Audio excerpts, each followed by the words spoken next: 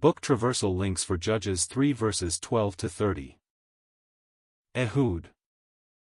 Othniel dies, the children of Israel return to their evil ways, and forget the Lord.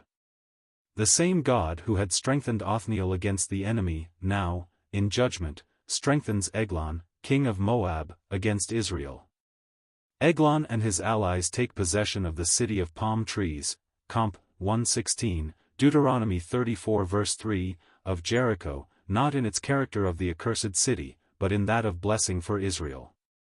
And now Israel, in their fallen state, make use of the very one, whom God was about to employ for their deliverance, to carry a present to Eglon, ratifying thus their subjection to the world, whose favor they seek. How many gifts there are in the present day which become but willing instruments for keeping God's children under the dominion of the world. But Ehud is faithful, he makes himself a two-edged sword, his first act, his only resource. The Christian in the day of ruin has also his two-edged sword, the word of God being his chief and only offensive weapon.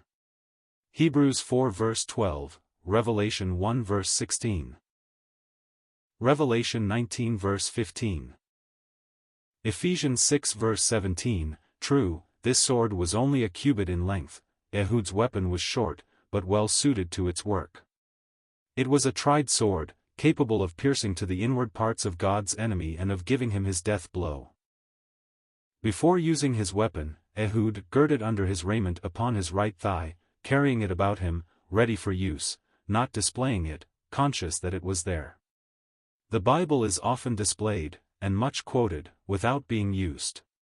But the Word of God has a purpose.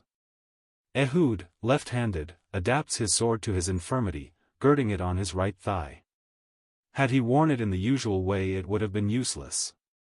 The manner in which the weapon is used invariably corresponds to the personal state of the one using it.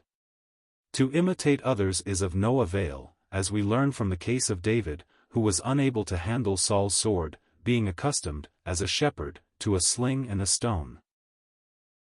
Having brought the present to Eglon, Ehud turned again from the graven images, Judges 3 verse 19, margin, that were by Gilgal, having, as he said, a secret message unto the king.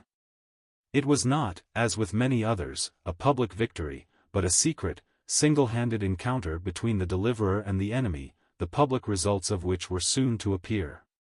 It was so with Christ when he was tempted of Satan in the desert.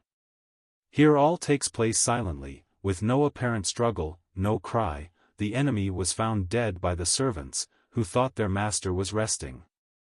The power by which Israel had been enthralled is destroyed by the short sword of a left-handed man. There was no fame or glory attending such a victory. It was a secret message, but a message from God unto Eglon, Judges 5 verse 20. Our weapon is divine, and therein lies all its power. With Ehud, as with Gideon, it was the sword of the Lord. The king was dead, but the weapon was not drawn out of his belly. Ehud was gone, but the servants had before their eyes the instrument of victory. God proved to their confusion, that it was this short sword which had abased the proud man, whose eyes stood out with fatness. It remained for Ehud to reap the fruits of his victory. He blew a trumpet in the mountain of Ephraim, to assemble the people of God, and they took the fords of Jordan toward Moab, and suffered not a man to pass over. The people recovered these usurped possessions, and, through the vigilance of the children of Israel, the way of approach for the enemy was cut off. The usurper was expelled and destroyed. Moab could no longer maintain himself on the two banks of the Jordan. Such should be the practical result of conflict at the present time. If the actual effect is not to make us openly break with the world, it is fruitless and does not answer to the purpose of God.